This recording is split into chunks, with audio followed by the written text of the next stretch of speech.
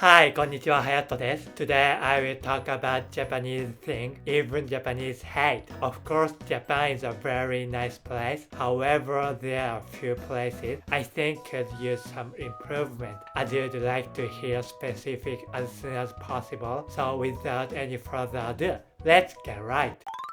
The first is that it is very easy to get lost on the train. First of all, please take a look at this map. This is a map of Tokyo subway lines. It's crazy. Too much station and train line. This is a map of Tokyo, not Japan. And that is just only the subway. It is like this because Japan is the world's largest railroad country and trains are the main means of transportation for going to work and school.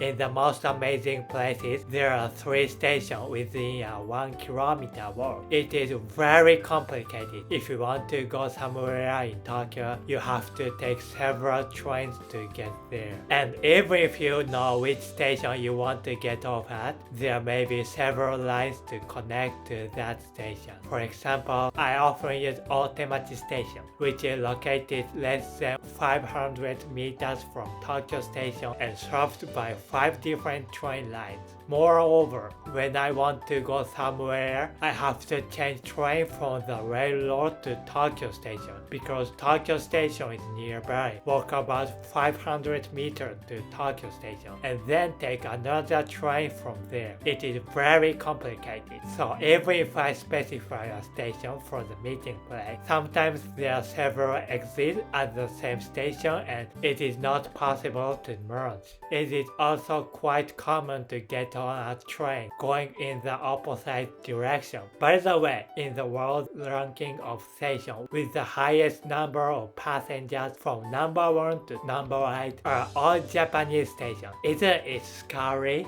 So if you are going to Tokyo or Osaka where there are many train lines, be careful. You will definitely get lost. Second, there are many Japanese-style toilets. Some of you may wonder, what is a Japanese-style toilet? Rather than trying to explain it in words, please take a look at this picture. This is a Japanese-style toilet. In this toilet, you squat down to do your business and use toilet paper while squatting. Isn't it very convenient? You don't need to use this when urinating for men, but at other times, especially for women, this Japanese-style toilet may be waiting for you every time you go to the restroom in public. It is true that most of the toilets in the city center nowadays are Western style, but if you travel to the countryside or use the toilet in an old park, you may find that only Japanese-style toilets are available. If you really want to use the restroom and you open the door and find only Japanese-style toilet, you may think of yourself. So if you don't like Japanese-style toilet, please be careful when you come to Japan. There are many cases where there are Western-style toilets, so if you absolutely do not want to use a Japanese-style toilet, please be sure to use a Western-style toilet frequently. Third, there are numerous places where only cash is accepted. When urban restaurants, convenience stores, and other chain stores have introduced electronic payment, or at least credit card. However, when you go to smaller restaurants or public bathhouses, there are places where only cash is accepted. Furthermore, cash must be withdrawn at an ATM, and while ATM can certainly be found at banks, convenience stores, post office, and many other locations, they are not always nearby. Think about it. Suppose you have paid for a lot of food and tried to pay for it cashlessly, but you are told that only cash is accepted and you don't have money and it will take you 5 minutes to walk to the convenience store where there is an ATM. How would you feel? I would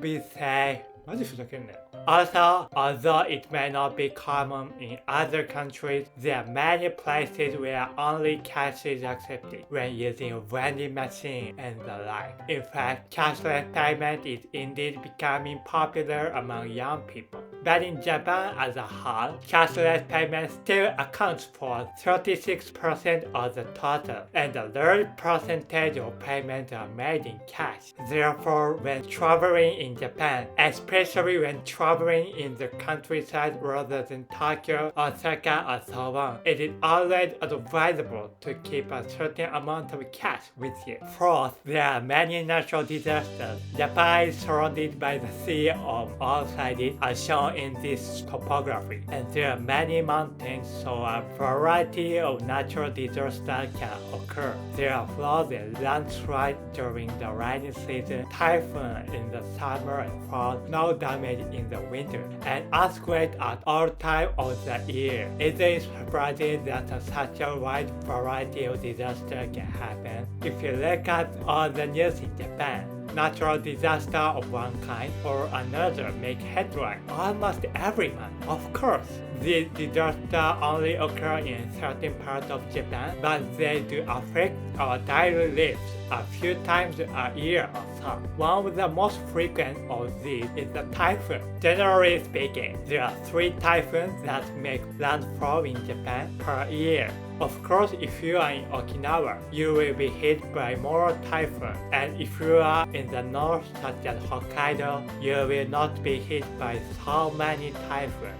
But as I live in Kanto, I am affected by typhoon about 2 or 3 times a year. I feel really sad when I have to cancel a trip because of the typhoon. Earthquakes do not occur that often, but sometimes very big ones.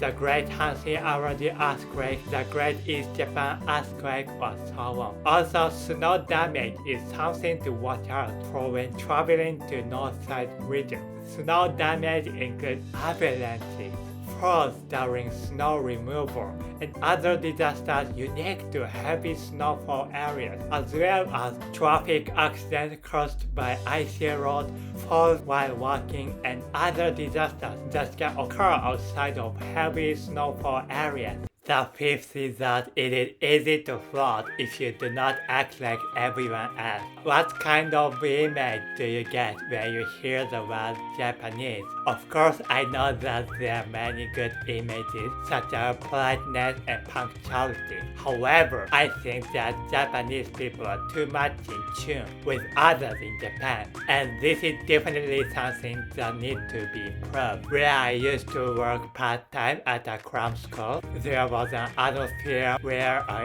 am not allowed to leave until you are overwhelmingly earlier than the others, even when I had finished what I had to do. Of course, I ignored it and went back home. Places with this kind of atmosphere are in the minority as far as my experience goes, and I believe they are few and far between. So even if it is the right thing to do or freedom is allowed, if others are not making that choice, the atmosphere can be like, oh, you are going to do that. Certainly, this peer pressure was a good thing at the time of Corona, as Japanese people are all careful about going out and wearing masks, even if there was no law against it. However, I am a person who prefers to act differently from others, so I don't really like this practice. 6. The honorific is very annoying. Honorific are a unique form of respect for superiors in the Japanese language. This may be felt only by those who live in Japan as native Japanese speakers, but when you go out into society, such as in a company, you are expected to use honorific excessively. For example, in response to a question from a senior colleague, you might say, 了解しました. And when I reply in the all days in a chat room. 了解しました is not a good word. I was pointed out that I should have said 承知しました The word 了解 means yes, and the word しました was polite meaning, but combining the two is not a good idea in an official setting. Even though I usually use it a lot, there is so much of this going on that I think I don't care which one you see. Don't you think so? I do think that it is one great concept to respect your superior to the world. But even so, I personally think that it is too much to be wronged for just one letter difference. Furthermore, you have to be very thoughtful when sending an email, especially with people you are not very close to. Even if it is just what time would you like to have your meeting tomorrow, you need to create a lot of content before and after that, and it takes a lot of time to compose the text. That is what I consider the waste of time. How was it? In summary, what I don't like about Japan is I get lost easily on trains. There are many Japanese-style toilets. There are many stores that only accept cash. There are many natural disasters. It is easy to get carried away if you don't act like everyone else. And Keigo, honorific language, is very annoying. Just to add for the record, of course, I like Japan and think there are many more good things about Japan than there are bad things like this. Thank you very much for watching this video. See you the next time. またね。バイバイ。